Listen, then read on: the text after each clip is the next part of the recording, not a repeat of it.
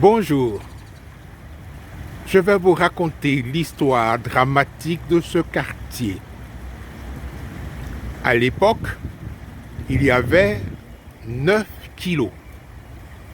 Du jour au lendemain, 9 kilos a été entièrement démoli sous prétexte que on allait l'assainir, élargir les caniveaux de manière à ce que le quartier Sidessi à la Bras-Réconciliation ne soit plus envahi par les eaux pluviales. Tout a donc été démoli. Aujourd'hui, ce quartier démoli n'a pas été reconstruit à cause des différents problèmes. Il avait été question d'élargir les caniveaux, mais cet élargissement de caniveaux a été bien sûr fait, mais à moitié. Quand il pleut, ces caniveaux ne suffisent pas et l'eau continue d'envahir les quartiers environnants.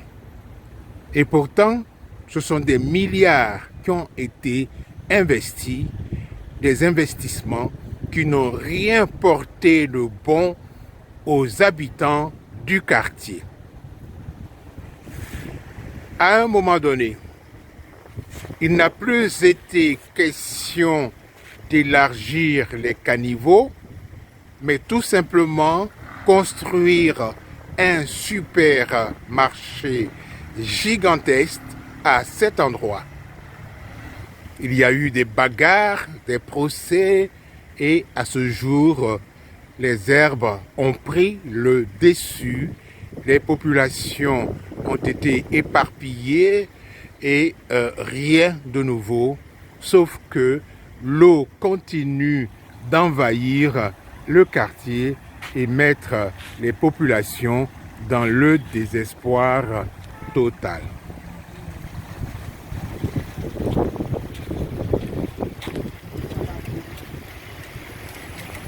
Il a plu en ce mois de juillet, beaucoup plu, et donc l'eau a à nouveau gagné du terrain, a rempli les caniveaux et s'est déversée dans tout le quartier, causant des véritables détresses. Première question.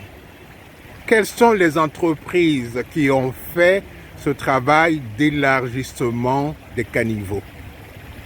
Qu'ont-ils fait des ressources énormes qui leur ont été versées puisque le résultat attendu n'a pas été satisfaisant? Les habitants sont toujours dans l'eau. Voilà, c'est cela. Il faut faire les choses sérieusement. Il faut respecter les cahiers de charges. Ne pas faire des fausses promesses du genre on va rétablir la circulation des eaux de manière convenable, éviter les inondations et en fin de compte, rien ne change dans la vie des populations. Au revoir, à Nonianzou à 9 kilos.